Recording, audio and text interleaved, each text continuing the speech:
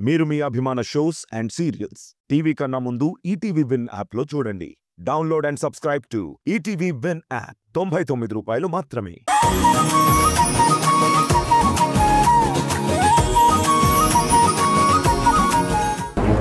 పద పద పద. అమ్మో, అసలేం జరుగుతుంది అర్థం కావట్లేదే. రాధొచ్చి గ్లాస్ తీసుకుంది, మనోహర్ వచ్చి ఏదో మాట్లాడాడు. ఇద్దరూ కలిసి బయటకు వెళ్లారు. ఈ విషయం వెంటనే గాయత్రితో చెప్పాలి. ఏదో జరుగుతోంది. ఈ విషయం చెప్పి తనని అలర్ట్ చేయాలి.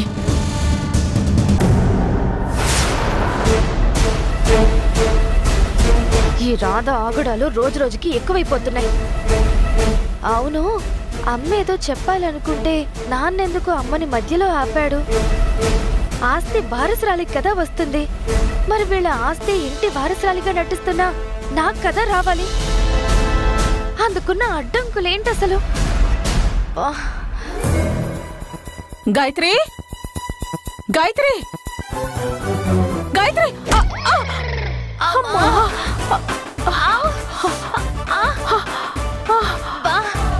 ఏంటి పిన్ని ఇది? టిప్పర్ లారీ వచ్చి సైకిల్ ని గుద్దినట్టు గుద్దావు. ఏమైంది నీకు? చీప్ గా టిప్పర్ లారీతో పోల్చే బదులు కాస్ట్లీగా ఏసీ బస్సుతో పోల్చొచ్చు కదా. పోల్చడంలో కూడా అంత కక్కుర్తెందుకు? సరే పిన్ని, వదిలే. ఎందుకు అంతలా పరిగెత్తుకుంటూ వచ్చావు? నీకు ఒక ఇంపార్టెంట్ విషయం చెప్పాలని వచ్చాను. ఏంటది?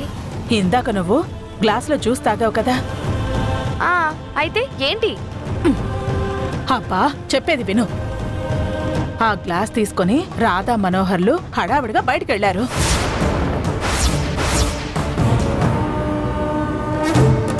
పాపం, ఆ ఖాళీ గ్లాస్ తో వాళ్ళేం చేసుకుంటారు?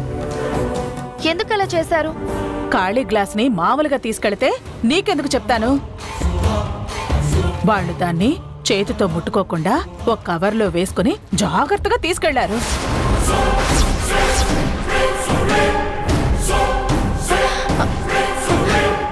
అలా ఎందుకు అంత జాగ్రత్తగా తీసుకెళ్లారు? అది తెలిస్తే నేనెందుకు నీ దగ్గరికి పరిగెత్తుకుంటూ వస్తాను?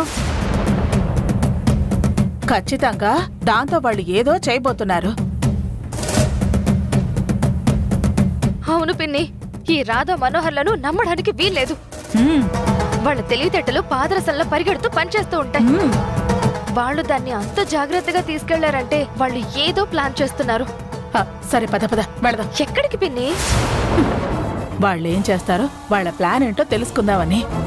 వాళ్ళు ఎక్కడికి వెళ్లారో నీకు తెలుసా? లేదు. వాళ్ళు ఏం చేయబోతున్నారో తెలుసా? లేదు. మరి ఎలా పిన్ని? ఎక్కడికి వెళ్లారో తెలీదు, ఏం చెయ్యబోతున్నారో తెలీదు. మరి వాళ్ళ ప్లాన్ ఎలా తెలుసుకుంటావు? అది ఇంకా నువ్వు ఆలోచించలేదా? నేను ఆలోచిస్తాను పిన్ని. ఈ లోపు మీరు వెళ్ళి ఫుడ్ ప్రిపేర్ చేయండి. సరే, అయితే నేను వెళ్ళి ఆ పని మీద ఉంటాను. ఐడియా రాగానే నాతో చెప్పు. అలాగే పిన్ని.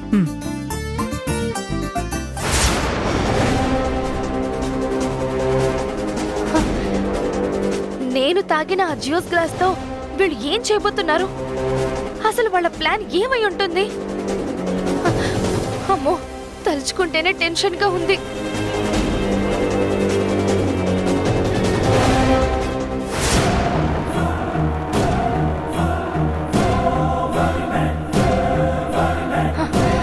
ఈ రాధా మనోహర్లేంటి ఇంకా రావడం లేదు? ఎప్పుడో సాయంత్రం అనగా బయటికెళ్లారు, ఇంకా రాలేదు. నేను తాగిన గ్లాస్ తీసుకెళ్లి వాళ్ళు ఏం చేయబోతున్నారు? అసలే ఆ రాధా మనోహర్లు చాలా డేంజర్. ఎప్పుడు ఎలాంటి ప్లాన్ చేస్తారో ఎవరికీ తెలీదు. ముఖ్యంగా ఆ రాధ, దాని బుర్రలో పెద్ద ప్లాన్ ఫ్యాక్టరీయే ఉంటుంది.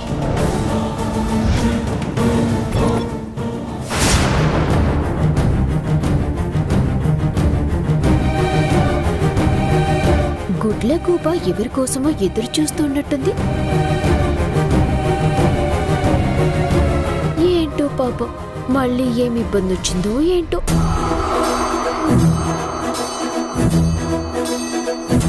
ఏంటి కాలు కాలిన పెళ్లిలో అలా తిరుగుతున్నావు? ఎక్కడికి వెళ్ళారు మీరు? మళ్ళీ ఏం ప్లాన్ చేస్తున్నారు? మేమెక్కడికి వెళ్ళామో నీకు చెప్పాల్సిన పని లేదు.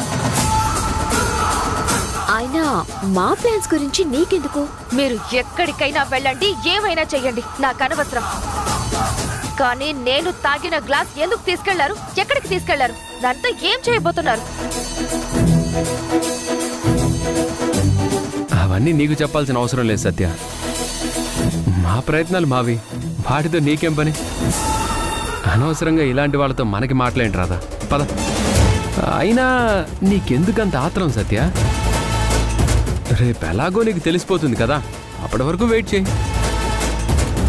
ఎందుకంటే నువ్వు ఇలా టెన్షన్ పడుతూ ఉంటే బా చూడ్డానికి భలే అందంగా ఉన్నావు. లేదు లేదు లేదు, నాకు ఇప్పుడే తెలియాలి. అసలు మీ ప్లాన్ ఏంటి, ఏం చేయబోతున్నారు?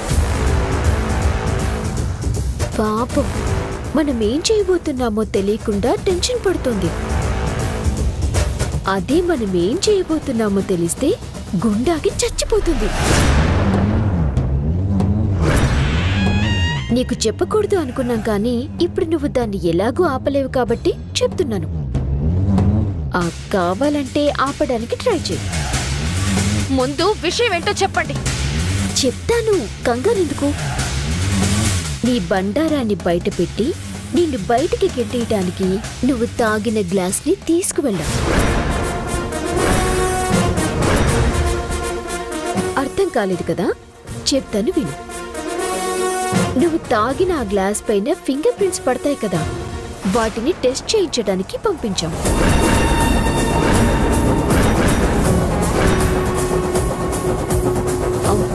చూసావు మనోహర్, నేను చెప్తూ ఉంటాను కదా, ఈ సత్యది కోడి బుర్ర అని.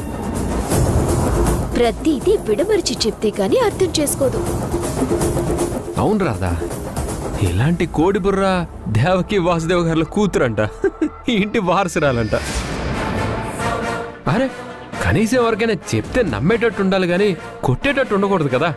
ఆపుతారా? అయ్యో మనోహర్, పాప గాయత్రికి కోపం వస్తుంది. సరే, ముందు నీకొక విషయం చెప్తాను విను.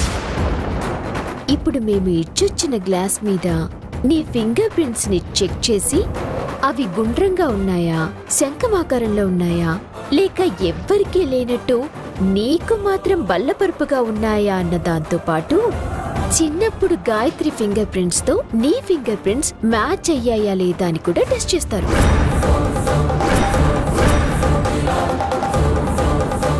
ఎలాగో నువ్వు గాయత్రివి కాదు కాబట్టి నీ ఫింగర్ ప్రింట్స్ చిన్నప్పటి గాయత్రి ఫింగర్ ప్రింట్స్ తో మ్యాచ్ అవ్వవు.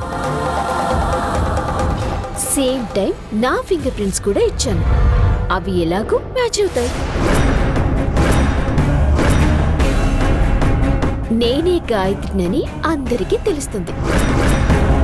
దాంతో మేళతాళాలతో అంగరంగ వైభవంగా నేను ఇంట్లోకి వెళ్తాను. పోలీసుల అదిరింపులతో పాతపడిన జీప్లో నువ్వు పోలీస్ స్టేషన్కి వెళ్తావు.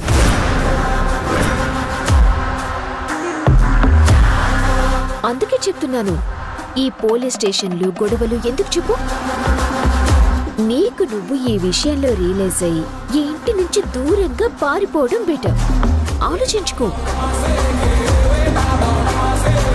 అమ్మో, అసలే పోలీసుల దెబ్బలు, ఆ 3rd డిగ్రీలో వాళ్ళ ట్రీట్మెంట్లు చాలా హెవీగా ఉంటాయంట.